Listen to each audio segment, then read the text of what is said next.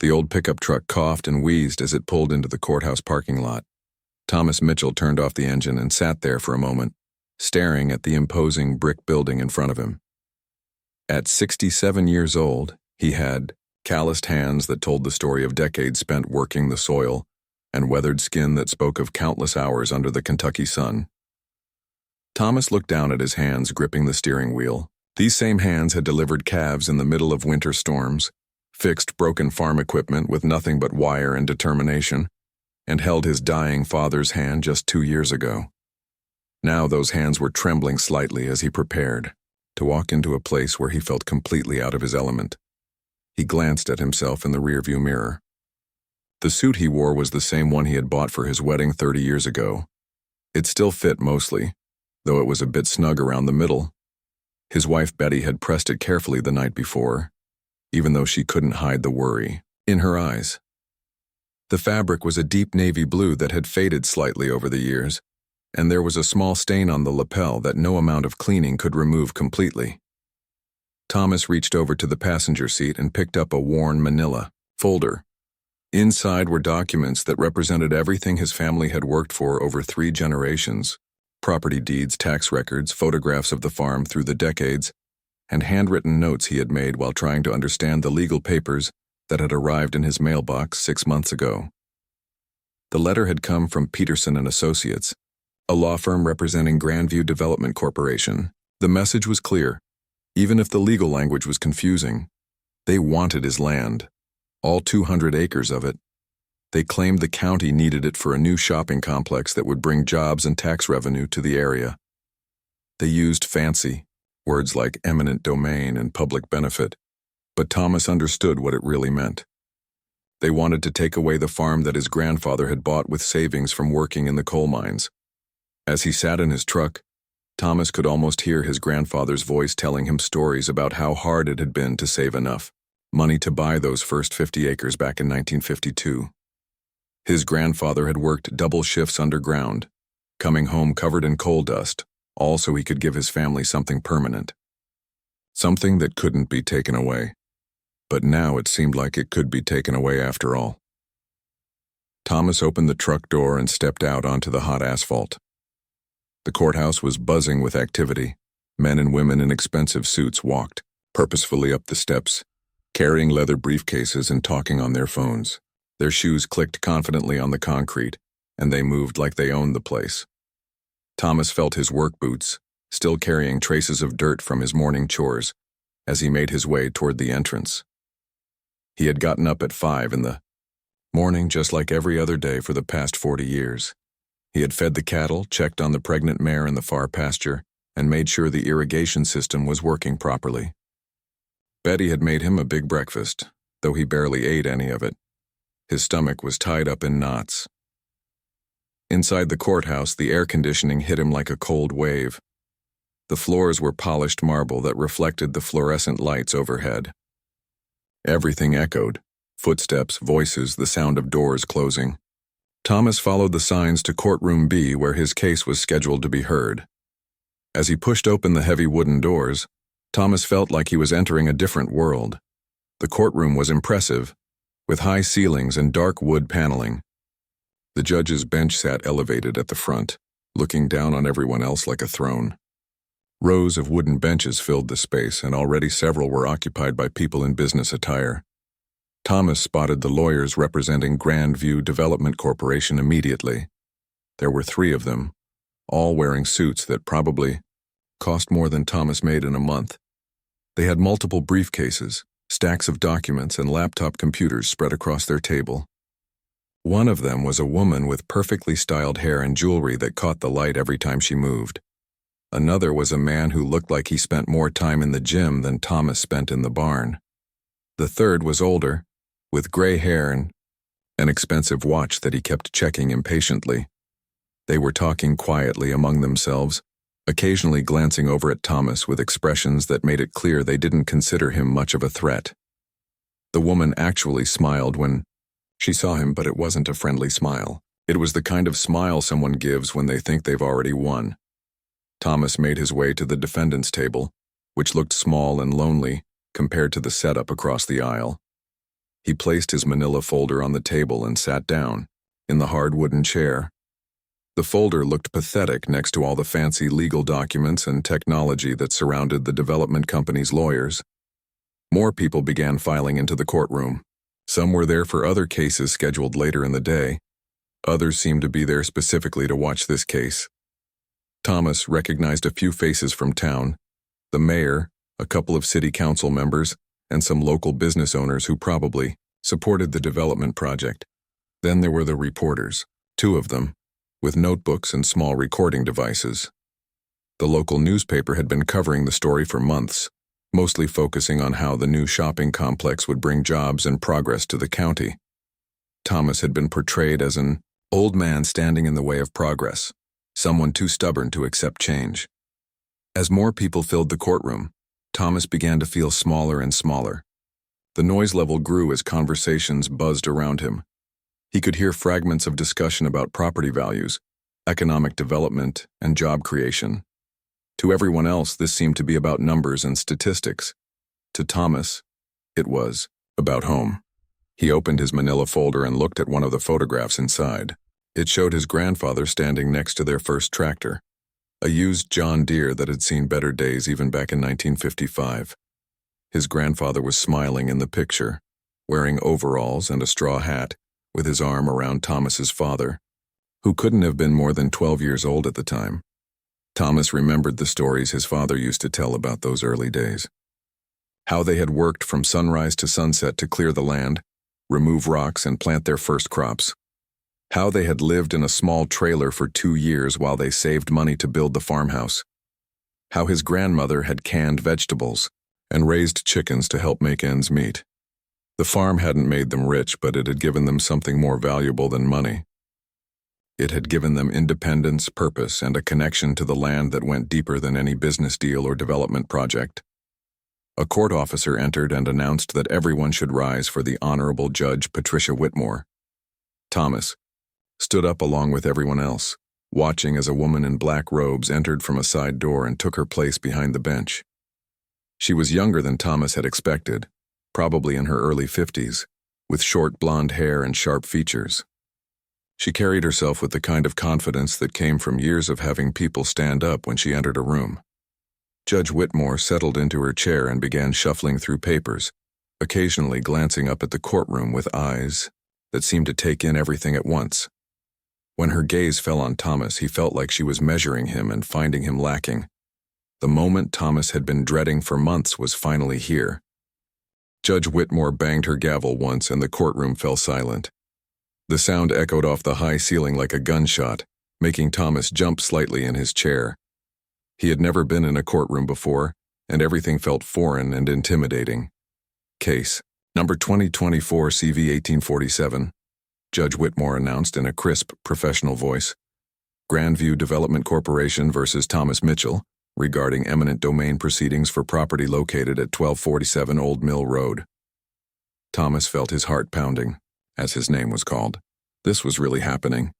After months of sleepless nights and worried conversations with his wife Betty, he was finally face to face with the people who wanted to take away everything his family had built. The lead attorney for Grandview Development stood up first. He was a tall man with perfectly styled silver hair and a suit that probably cost more than Thomas's truck. When he spoke, his voice was smooth and confident, like he'd done this 1,000 times before. Your Honor, the attorney began, this is a straightforward case of eminent domain for the public good. Our client, Grandview Development, has partnered with the county to bring a much-needed retail and commercial complex to this area. The project will create over 500 jobs and generate millions in tax revenue for the community. Thomas watched as the attorney pulled out charts and graphs, displaying them on an easel for everyone to see. The numbers were impressive, he had to admit. Employment rates, economic impact studies, projected tax benefits.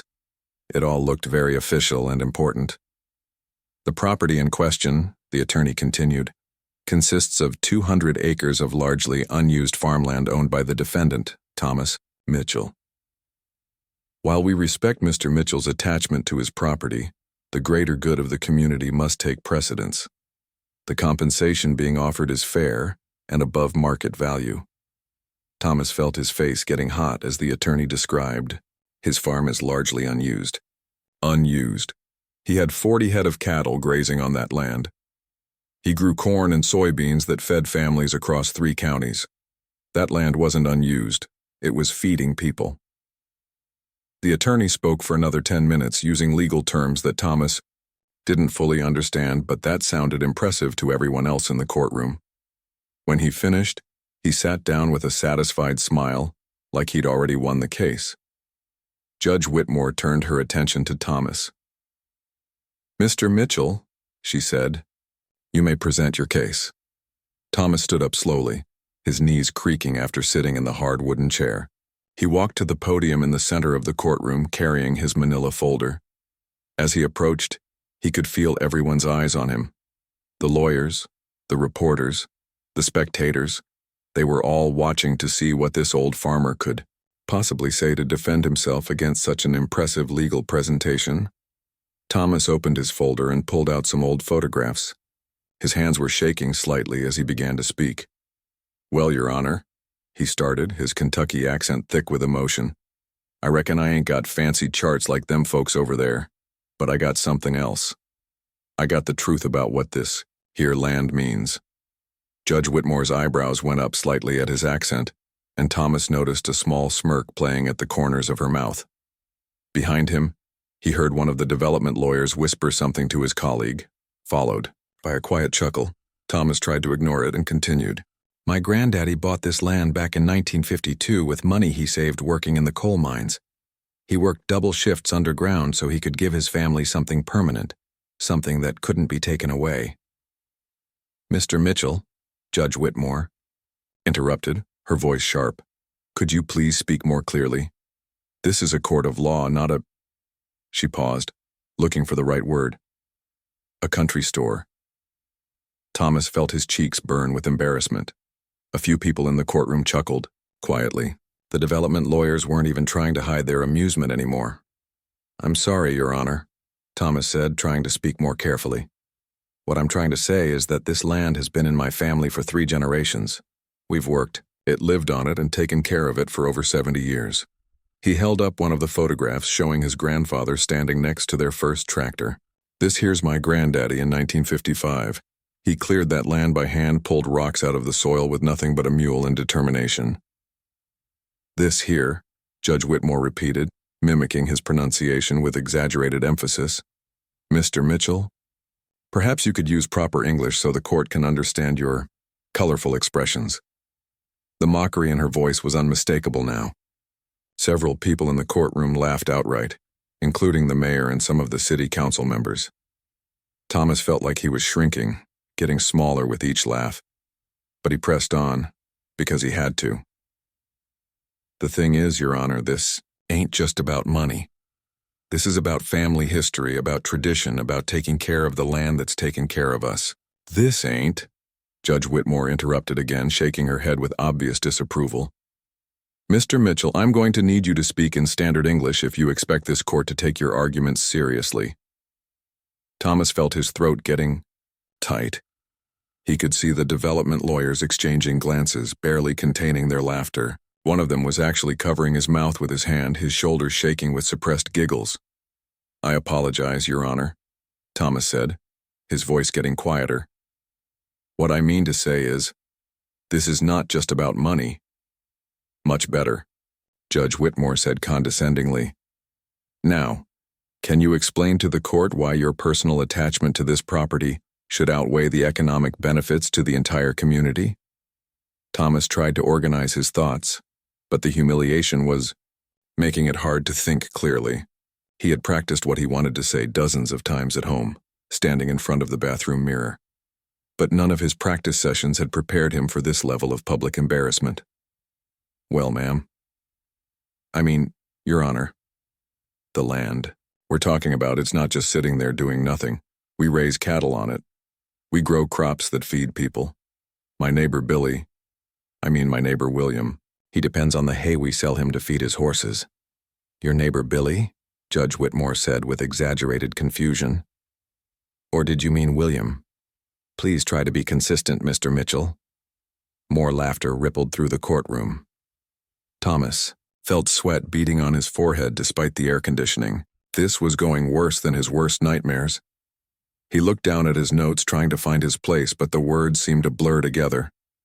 Everything he had planned to say about soil conservation, about sustainable farming, about the importance of preserving agricultural land, it all seemed to disappear from his mind. The thing is, he continued, his confidence shattered, farming is not just a business, it's a way of life. It's about understanding the seasons, working with nature instead of against it. Judge Whitmore sighed dramatically. Mr. Mitchell, while your folksy wisdom is charming, this court deals in facts and law, not sentiment. Do you have any legal precedent to cite? Any constitutional arguments to make? Thomas felt completely out of his depth. Legal precedent?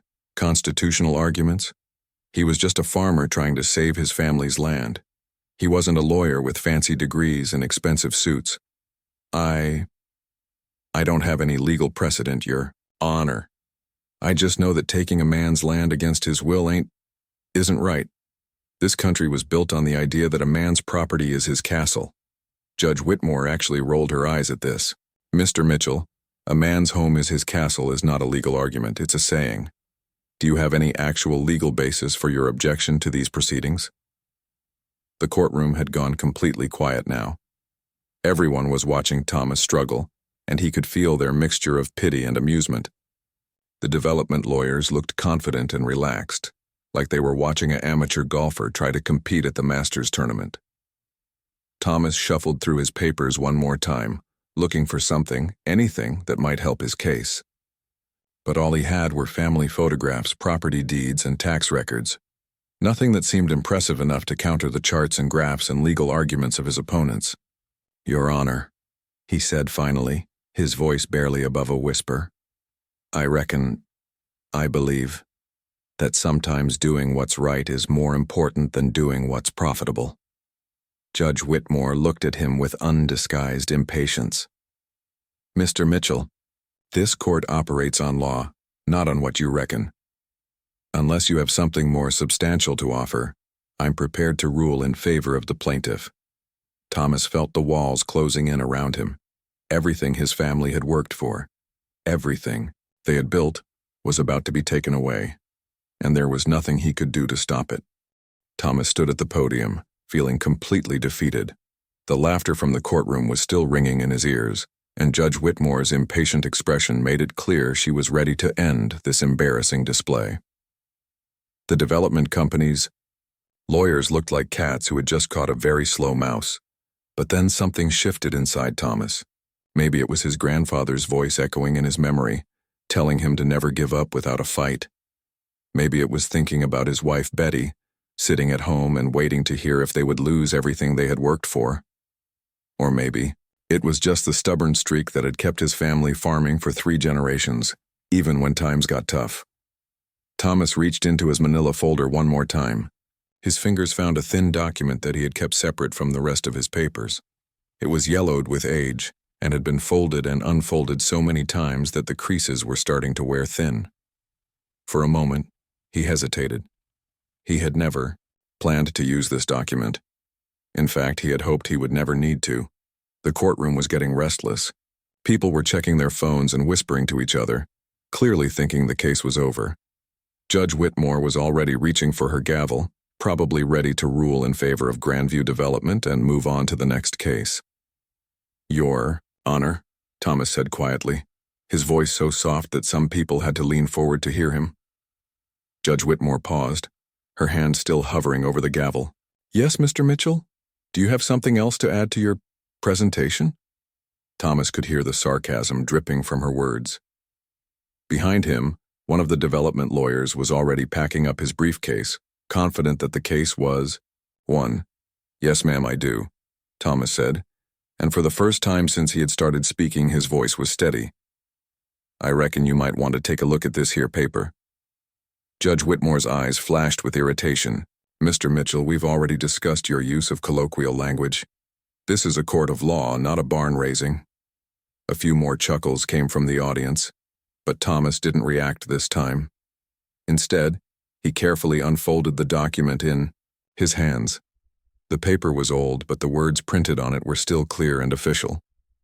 "I understand your concerns about my way of speaking, Your Honor," Thomas said, his Kentucky accent as thick as ever. "But I figure this document here might help you understand that a man's education and his way of talking don't always match up the way folks might expect." He walked slowly toward the bailiff, who was standing near Judge Whitmore's bench. The courtroom had gone quiet again, but this time it wasn't because people were laughing. There was something different about Thomas's demeanor now. He moved with a quiet confidence that hadn't been there before. The bailiff took the document from Thomas and handed it up to Judge Whitmore. She glanced at it casually, probably expecting to see another property deed or tax record. But as her eyes focused on the words at the top of the page, her expression changed completely. The smirk vanished from her face. Her eyebrows shot up and she blinked several times as if she couldn't believe what she was reading. Then she looked up at Thomas, then back down at the document, then up at Thomas again. Is this authentic?" she asked, her voice much quieter than it had been moments before. "Yes, ma'am, it surely is," Thomas replied calmly. "Signed and sealed, just like the day I received it 46 years ago." Judge Whitmore read the document again, more carefully this time. The courtroom was so quiet you could hear the air conditioning humming. People were starting to sense that something significant was happening, even though they didn't know what it was. "Ladies and gentlemen," Judge Whitmore said finally, her voice carrying a tone of disbelief, "the document Mr. Mitchell has presented is a diploma from Harvard Law School, dated 1978. It indicates that Thomas James Mitchell graduated summa cum laude with a Juris Doctor degree." The silence that followed was so complete it was almost deafening. You could have heard a pin drop in that courtroom. The development company's lawyers, who had been so confident just moments before, suddenly looked like they had been slapped across the face. The lead attorney, the one with the silver hair and expensive suit, actually dropped his pen. It clattered onto the table, the sound seeming unnaturally loud in the stunned silence. Thomas reached into his folder again and pulled out another document. "I also have my bar certification from both Kentucky and Massachusetts," he said, his voice still, calm and measured. "Though I let them lapse when I chose to return home to take care of my ailing parents and run the family farm." Judge Whitmore stared at the second document, then looked back up at Thomas with an expression that was completely different from the condescending look she had worn throughout the proceedings. "Mr. Mitchell," she said slowly, "you're telling this court that you are a Harvard-educated attorney?" "Yes, ma'am, I am," Thomas replied. "Class of 1978. I was editor of the Harvard Law Review in my third year." The courtroom exploded into whispers and gasps. People were turning to each other asking if they had heard correctly. The reporters were frantically scribbling notes, realizing that this story had just taken a completely unexpected turn. But the most dramatic reaction came from the development company's legal team. The woman with the perfect hair was staring at Thomas like he had just grown a second head. The younger man, who looked like he lived at the gym, was frantically shuffling through his papers, as if looking for some clue that would have warned him about this revelation. And the lead attorney, the one who had been so smooth and confident in his opening presentation, looked like he was having trouble breathing. Thomas turned to face the development company's table directly. When he spoke, his voice carried an authority that hadn't been there before, even though his accent remained unchanged. "Now, I want to make something clear to everyone in this courtroom," he said. "I didn't mention my educational background because I was hoping it wouldn't be necessary. I came here today as a farmer defending his land, not as a lawyer looking for a fight." He paused and looked directly at Judge Whitmore. "But when a person's way of speaking becomes more important than what they're actually saying, well, I reckon it's time to level the playing field." Judge Whitmore shifted uncomfortably in her chair. The mockery and condescension she had displayed earlier now seemed not just inappropriate, but embarrassing. She had made assumptions based on Thomas's appearance and accent, and those assumptions had been completely wrong. "Furthermore," Thomas continued, "I want everyone to understand that my decision to speak the way I do isn't because I don't know any better. It's because this is who I am. This is how my family talks, how my community talks, and how I choose to talk. My education didn't change that, and it shouldn't have to. The transformation in the courtroom was remarkable. The same people who had been laughing at Thomas just minutes before were now looking at him with a mixture of respect and embarrassment. The lawyers who had seemed so formidable were now staring at their notes, probably trying to figure out how badly they had underestimated their opponent. Thomas walked back to his table and pulled out a thick folder that he had kept hidden beneath his other papers. Unlike the worn manila folder he had been using, this one was organized with tabs and sections, filled with legal documents and case citations. "Now then," he said, his voice taking on the tone of someone who had spent years in courtrooms, "I believe it's time we had a proper discussion about the legal merits of this eminent domain case." Judge Whitmore nodded slowly, her earlier impatience replaced by what looked like genuine interest and perhaps a bit of nervousness. "The floor is yours, counselor," she said quietly. Thomas smiled for the first time since entering the courtroom. It wasn't a triumphant smile or a smug one. It was the smile of a man who was finally ready to fight on equal terms. "Thank you, Your Honor," he said. "Now, let's talk about what the law actually says about taking a man's property." Thomas opened his organized legal folder and pulled out a stack of papers that looked nothing like the handwritten notes he had been fumbling with earlier. These documents were typed, properly formatted, and organized with colored tabs. The transformation was remarkable. It was like watching a completely different person emerge from behind the simple farmer facade.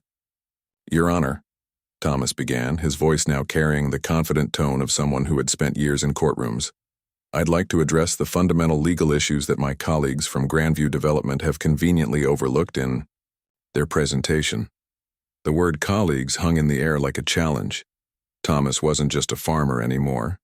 He was speaking as an equal, lawyer to lawyer. The development company's legal team looked like they had swallowed something bitter. "Let's start with the basic requirements for eminent domain under the Fifth Amendment to the United States Constitution," Thomas continued, pulling out a highlighted document. "The government, or in this case, a private company working with the government, can only take private property for public use and only with just compensation." Judge Whitmore nodded, but Thomas could see she was now paying much closer attention than she had been earlier. The casual dismissiveness was gone, replaced by the focused attention one lawyer gives another. "Now the key phrase here is public use," Thomas said, emphasizing the words. "And this is where Grandview Development's case falls apart like a house built on sand." He walked over to the easel where the development company had displayed their impressive charts and graphs. Without asking permission, he flipped their presentation board over and began writing on the blank side with a marker. In 2005, the Supreme Court ruled in Kelo v. City of New London that economic development could qualify as public use. But, and this is a big but, the court also established strict guidelines about when this applies. Thomas wrote Kelo Fifth New London at the EDAW, top of the board, then drew a line underneath it. The development lawyers were watching him with growing concern, like students who had just realized they hadn't studied for a test they thought would be easy. The Kelo decision required that the economic development be part of a comprehensive plan, that the public benefits be clearly demonstrated, and that the taking be necessary for the plan to succeed, Thomas explained, writing each point on the board. "Let's see how Grandview's proposal measures up." He turned back to face the courtroom, and for the first time since the proceedings began, Thomas looked completely comfortable. This was his element, even after 40 years away from it. "First, comprehensive plan," Thomas said, holding up a thick document. "I requested a copy of the county's comprehensive development plan from the planning office last week. Interesting reading, I must say." Judge Whitmore leaned forward slightly. Even she seemed curious about where this was going. "According to the Yasiobie County's own planning documents, this area is designated for agricultural preservation, not commercial development. Agricultural preservation. The plan specifically states that farmland in this region should be protected to maintain the county's rural character and food production capacity." Thomas pulled out a map and held it up so everyone could see. "This red area here shows the agricultural preservation zone. My farm sits right in the middle of it. So how exactly does taking preserved agricultural land for a shopping center fit with the county's comprehensive plan? The lead attorney for Grandview Development was frantically whispering to his associates. One of them was typing furiously on his laptop, probably trying to look up the county planning documents that they apparently hadn't bothered to review. But let's say we ignore that problem for a moment, Thomas continued. Let's look at the second requirement. Clearly demonstrated public benefits. He walked back to the board and drew a large question mark. Grandview claims this project will create 500 jobs. That sounds impressive, doesn't it? But what kinds of jobs are we talking about? Thomas pulled out another document. According to their own environmental impact study, which they filed with the state but apparently hoped no one would read, 312 of those 500 jobs are part-time retail positions paying minimum wage. Another 156 are seasonal positions that won't even exist year-round. Judge Whitmore was now taking notes, something she hadn't bothered to do during the development company's presentation. So we're talking about 32 full-time jobs with decent pay, Thomas said, writing the number on the board. 32 jobs. And to create these 32 jobs, Grandview wants to take 200 acres of productive farmland that currently supports not just my family, but 3 other families who work for me, plus the local feed store, the veterinarian, the equipment repair shop, and dozens of other businesses that depend on agriculture. The courtroom was dead silent. People were actually leaning forward to hear better, completely engaged in Thomas's systematic destruction of the development company's case. Now let's talk about tax revenue, Thomas continued. Grandview claims their project will generate millions in tax revenue, but they fail to mention that they're also requesting a 15-year tax abatement from the county. 15 years of paying almost no taxes on a multi-million-dollar development. He pulled out yet another document. I did some calculating. When you factor in the tax breaks they're requesting, plus the cost of the infrastructure improvements, the county will have to make new roads, upgraded water and sewer lines, increase police and fire protection. This project will actually cost the county money for the first 12 years. The development lawyers looked like they were watching their case collapse in real time. The woman with the perfect hair was actually pale now, and the younger attorney had stopped typing and was just staring at Thomas in shock. But here's the real kicker, Thomas said, his voice rising slightly with controlled anger.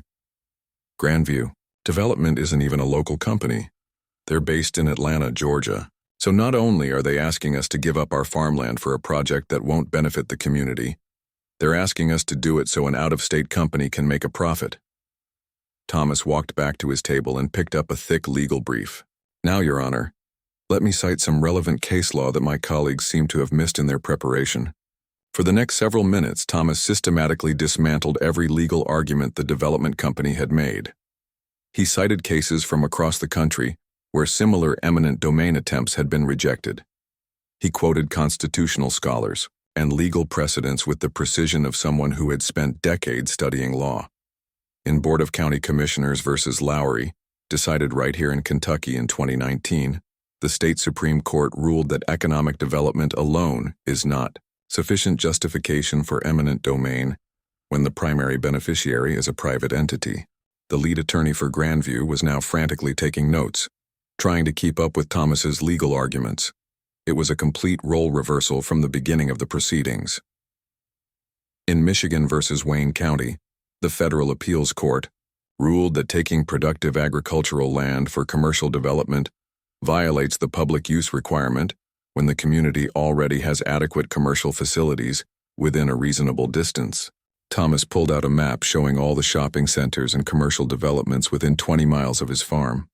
There were dozens of them, many with empty storefronts and for lease signs. Which brings me to my final point, Thomas said, his voice now carrying the authority of someone who had just delivered a masterclass in constitutional law, the necessity requirement.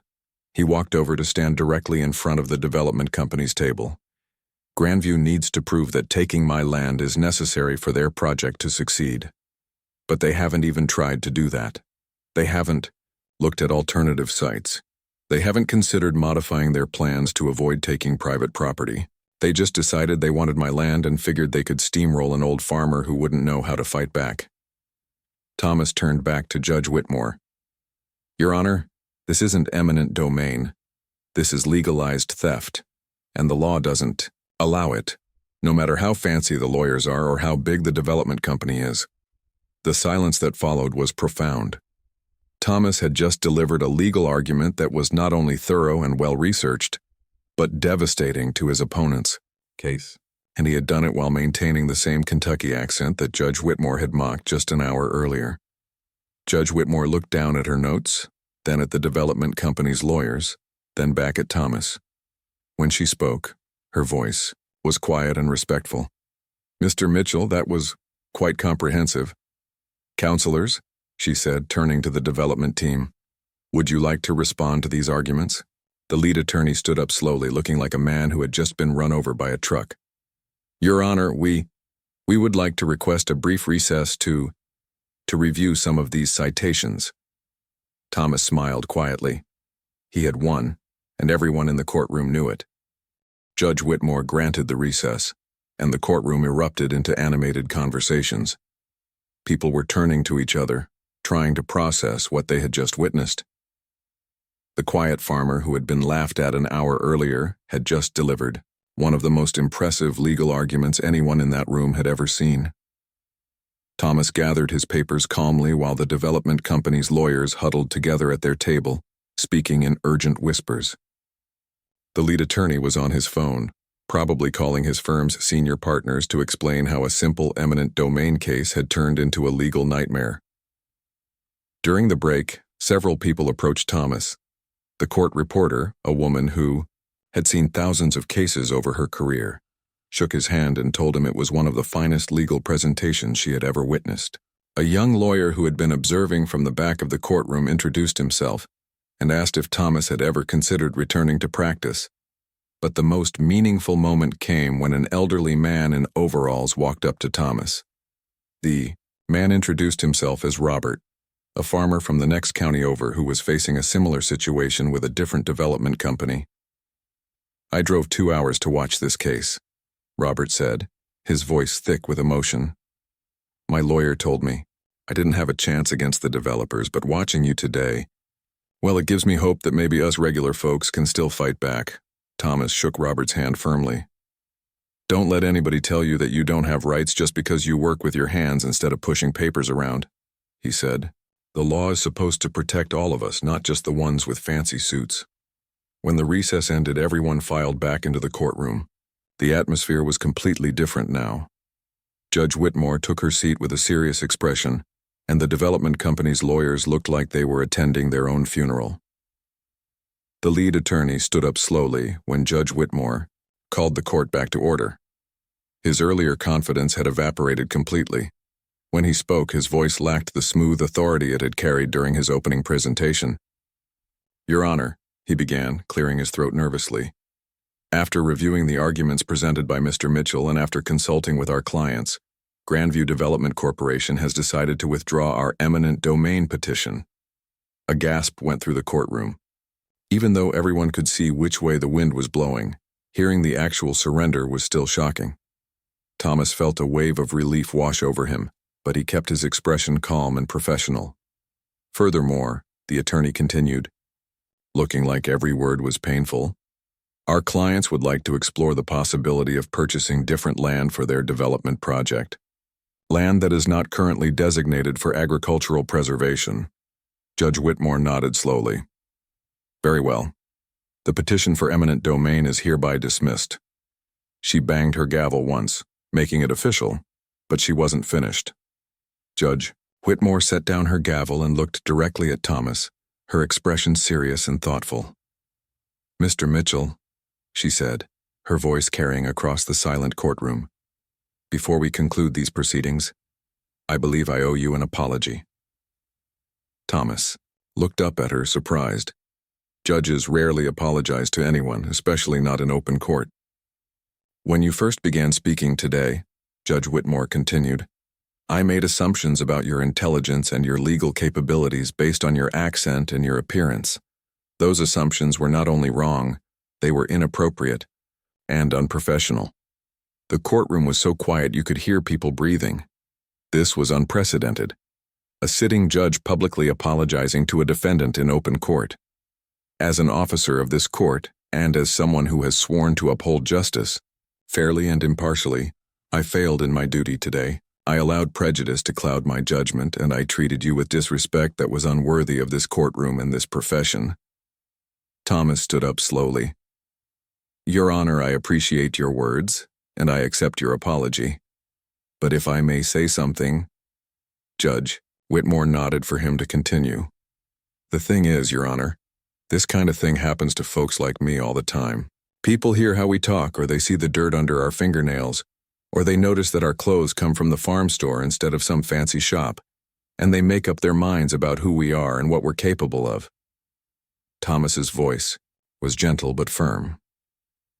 My granddaddy used to tell me that wisdom don't come from how fancy you talk, but from how true you speak. He never went past the 8th grade, but he was one of the smartest men I ever knew.